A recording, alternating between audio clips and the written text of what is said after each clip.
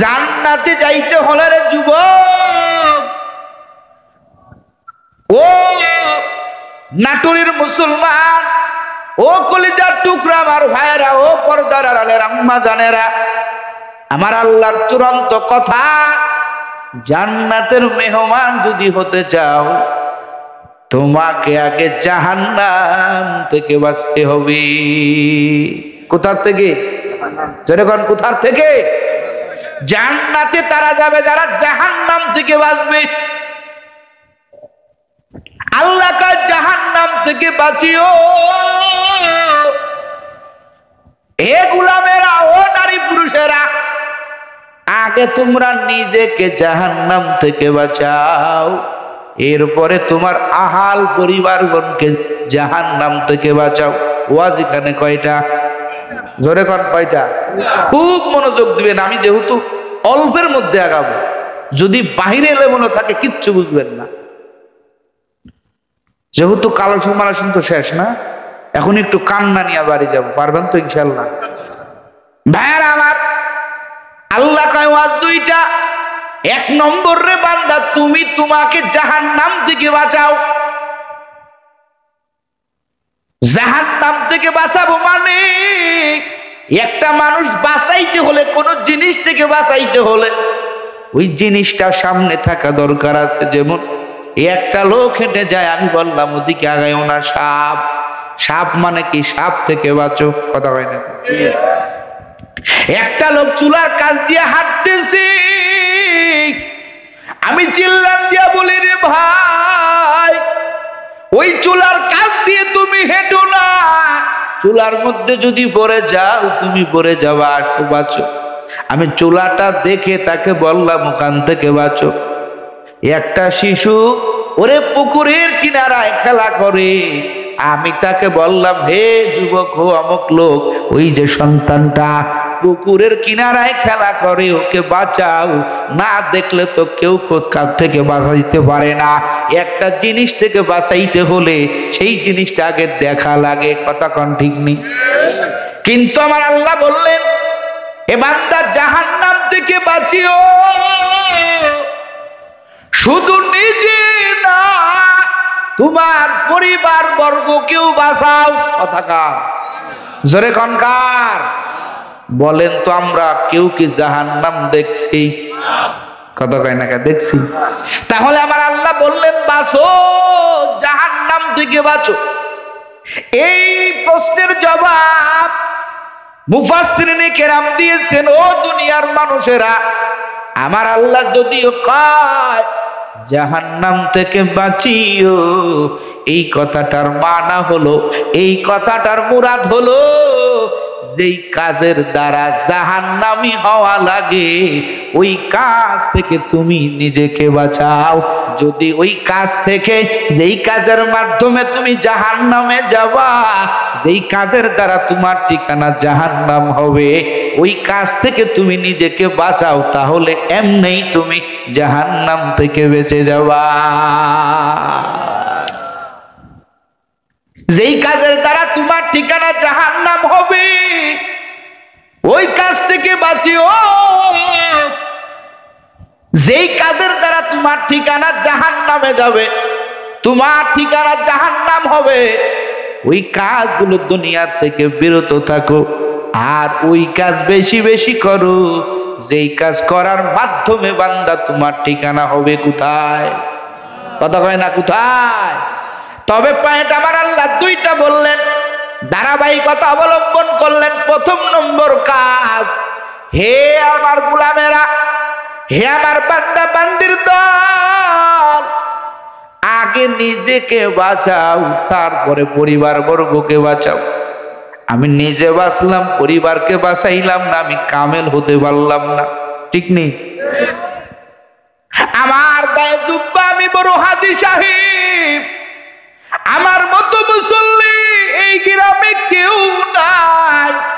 আমার মাইয়া ভুলা পর্দা করে না, আমার স্ত্রী পর্দা করে না, আমার বাড়ি টেলিভিশনের আওয়াজ। ওরে আমি যতই হাজির পাগড়ি লাগাই, ওরে কালো বেরি লাগাইয়া যতই রাস্তাঘাটে চলি, এই হাজিগিরির কোনো দাম নাই। ঠিক নেই? এ কুমারখালীর জনতা, ঠিক নেই? ওরে যুবক, তুমি নিজেকে বাঁচাও। ও বাপজানেরা, নিজে জাহান্নাম থেকে বাঁচো, তোমার পরিবার বর্গকে জাহান্নাম থেকে বাঁচাও। আমার আল্লাহ কয় প্রথম নম্বর রে বান্দা, নিজে আগে জাহান্নাম থেকে বাঁচো। আমার নবীর জীবনীটা ফলো করে দেখো। আমার নবী ওরে মক্কা নগরীতে, আমার পয়গম্বর ওরে 40 বছরের পরে আমার নবী যখন নবুয়ত প্রাপ্তি লাভ করলেন, ওই মক্কা নগরীতে নবী আমার 13টা বছর শুধুমাত্র নিজের মেহনত 40 বছর পর্যন্ত নবী কারো কোনো কথা কয় না। নবী 13টা বছর মক্কা নগরীতে নবী শুধুমাত্র ইমানের মেহনত, নফসের মেহনত। যে কয়জন 300 থেকে 250 থেকে 300 সাহাবী নবীর মক্কার মেহনতে কালেমা পড়ে মুসলমান হলেন, এই যে কয়জন সাহাবী এরা শুধু নিজের মেহনতে ব্যস্ত। ওই মক্কার বেঈমানেরা নবীর একা পাইয়া আমার পয়গম্বরকে কত নির্যাতন করে, কত জ্বালা দেয়। আমার আল্লাহ কয় দোস্ত অসবির, পয়গম্বর ধৈর্য ধারণ করে। ওয়া মা সাবরুকা ইল্লা বিল্লাহ, এই ধৈর্য ধারণ করার কারণে আমার আল্লাহ আপনাকে এমন একটা জায়গায় নিবেন যেই মক্কার লোকেরা আপনাকে চিনে না, একদিন আপনাকে তালাশ করবে। এই মক্কার লোকেরা একদিন আপনার হাতে কালেমা পড়ে মুসলমান হবে। তবে আগে নিজেকে ফিট করো। সত্যি আল্লাহর কসম, ওই মক্কার ভিতরে 250 থেকে 300 সাহাবী এমন ভাবে নিজের বারুদ বানাইলেন, এমন ঈমান তাজা করলেন, এমন ভাবে ফিট করলেন, এই 300 সাহাবীর দ্বারা পুরা পৃথিবীর মধ্যে আমার আল্লাহ কালেমার পতাকা উড্ডীন করে দিলেন। আগে নিজেকে বাঁচাইতে হবে জাহান্নাম থেকে। তার মানে জাহান্নামের কাজ বেশি বেশি করা লাগবে, কথা হয় না কেন?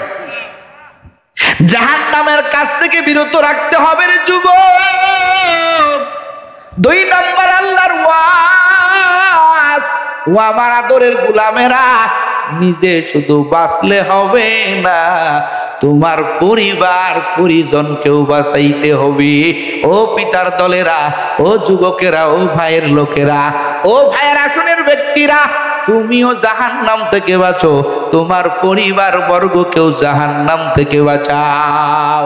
কথা কার? জোরে কোন কার? নবী আমার হাদিসের মধ্যে বলেন, আলা কুল্লুকুম রাঈন ওয়া কুল্লুকুম মাসউলুন আন রাইয়াতিহি।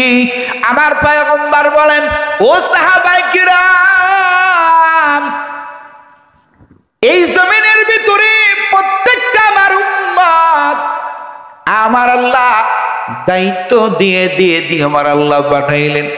দায়িত্ব ছাড়া এই জমিনের মধ্যে কোনো উম্মত নাই, প্রত্যেকেরই দায়িত্ব দেওয়া হয়েছে। সুবহানাল্লাহ। যার যার দায়িত্বের ব্যাপারে হাসরের ময়দানে আমার আল্লাহ জিজ্ঞাসা করবেন, এ বান্দা তোমাকে এই দায়িত্ব দিয়েছিলাম, বলো তুমি তোমার দায়িত্বের ব্যাপারে কতটুকু কাজ করেছো বলো।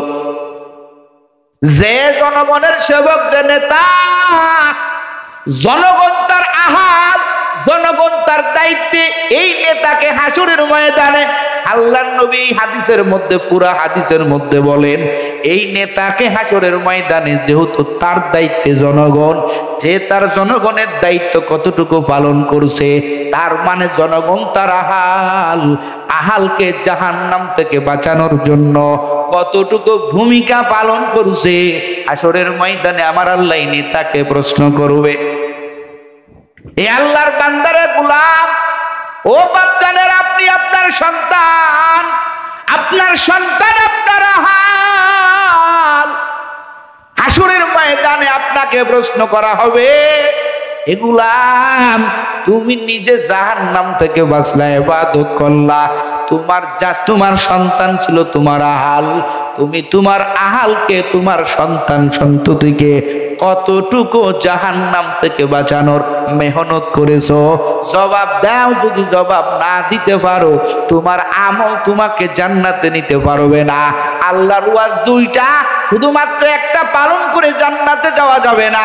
সে যেমন ধরেন, আমি নামাজ পড়ি, আমার সন্তানকে নামাজের কথা বলি না, আমি পার পাবো না। অথবা আমি নামাজ পড়ি না, আমার সন্তানকে নামাজ পড়ানোর জন্য হুকুম দেই, এভাবে চললেও জাহান্নাম থেকে বাঁচা যাবে না। দুইটা ওয়াজি মানা লাগবে। নিজেকেও জাহান্নাম থেকে বাঁচানো লাগবে, পরিবার বর্গকেও জাহান্নাম থেকে বাঁচানো লাগবে। যারা এটা করতে পারবে তারাই সাকসেস। আমার আল্লাহ কয়, এই বান্দার জন্য আমি আল্লাহর জান্নাতের ফয়সালা। ফাআম্মা মান খাফা মাকামা রাব্বিহি ওয়া নাহান নাফসা আনিল হাওয়া ফাইন্নাল জান্নাতা হিয়াল মাওয়া। আল্লাহু আকবার বলেন। আল্লাহ কয়, যারা হাসরের ময়দানে ওরে বিচার দিবসকে যারা ভয় করবে, আমি আমার আল্লাহর কাছে হাসরের ময়দানে আমার দায়িত্বটা কেমনে বুঝে দিব। আমি আমার মাওলাকে যদি আমার দায়িত্বটা বুঝে না দিতে পারি, আমার ঠিকানা হবে জাহান্নাম। যে আল্লাহর বান্দা হাসরের ময়দানে বিচারের ভয়ে ওরে নিজেকে জাহান্নাম থেকে বাঁচাইবি, আমি আমার মাওলার কাঠগড়ায় দাঁড়াইয়া আমার আল্লাহর কাছে কি হিসাব দেব, এই ভয়ে যারা দুনিয়াতে কান্না করবে, ফিকির করবে, আমার আল্লাহর ওয়াদা ফাইন্নাল জান্নাতা হিয়াল মাওয়া। এ বান্দা তুই টেনশন করিস না, আমি আল্লাহ তোর বসবাসের জন্য নির্ধারণ করে দিলাম জান্নাত। বুঝেন আপনারা আমার কথা? কষ্ট হয় আপনাদের?